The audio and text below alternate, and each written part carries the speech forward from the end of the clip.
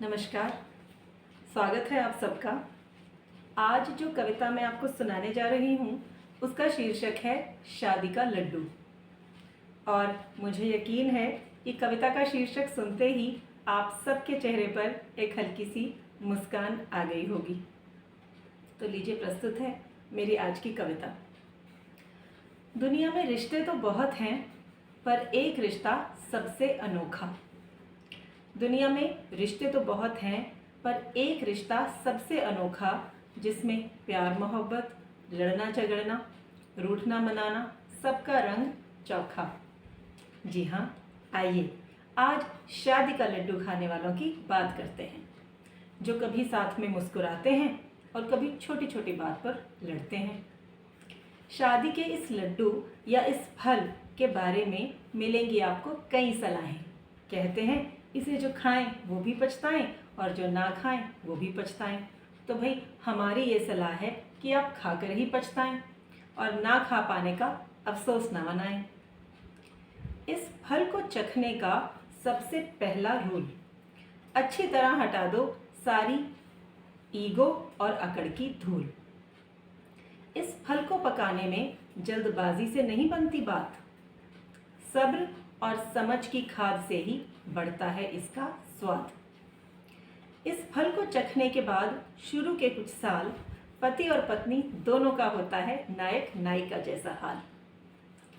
सुंदर भविष्य के सपने देखते हैं दोनों साथ साथ, घंटों बिता देते हैं दोनों हाथों में लिए हाथ। एक दूसरे को देखकर मुस्कुराते हैं, महकते हैं, सपनों के गगन में उड़ते हैं, पंछियों से चहकते हैं।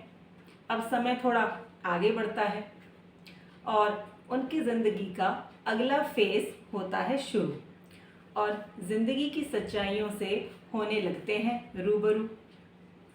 सपनों की दुनिया से निकलकर भरने लगते हैं दोनों यथार्थ की किश्तें, और रोमांटिक मैसेजेस की जगह ले लेती हैं अब राशन की लिस्टें।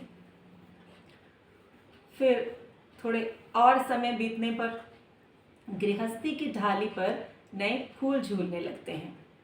गृहस्थी की डाली पर नए फूल झूलने लगते हैं और उन्हें संभालने में दोनों खुद को भूलने लगते हैं। उन फूलों की खुशबू से सारा घर गुलजार हो जाता है और वो मुस्कुराहटें और किलकारियां ही मानो दोनों का संसार हो जाता है। कुछ साल और बीतते हैं और बच्चे अपनी अपनी दुनिया में मस्त हो जाते हैं, पहले पढ़ाई में और फिर नौकरी में व्यस्त हो जाते हैं। और कविता की आगे की सारी ही पंक्तियां समर्पित हैं मेरे सभी 45+ शादीशुदा मित्रों को। देखिए कहानी कहाँ से कहाँ पहुँच जाती है। पहले ज़रा मुझे शॉपिंग करा दो, कोई लेटेस्ट मूवी दिखा दो, ज़रा मेरे बालों में फूल लगा दो से लेकर हाय कभी कमर कभी पीठ दुखती है, ज़रा मूव लगा दो तक पहुंच जाती है। और धीरे धीरे वक्त के साथ दोनों की फितरत कुछ यूं बदलती है। एक एसी की कूलिंग बढ़ाता है तो दूसरा कहता है हाय मुझे ठंड लगती है। और ज़रा देखिए कि कैसा ये बंधन है, कैसी ये आसक्ति है।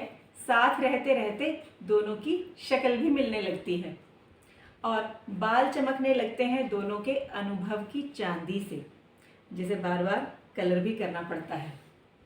बाल चमकने लगते हैं दोनों के अनुभव की चांदी से, पार उतरते हैं दोनों मिलकर हर तूफान और आंधी से। और अंत में मुझे एक कवि की पंक्तियाँ याद आ रही हैं जो थोड़ी पुरानी हैं कि ज़िंदगी और कुछ भी नहीं, बस तेरी मेरी कहानी है। ज़िंदगी और कुछ भी नहीं, बस तेरी मेरी कहानी है। धन्यवाद।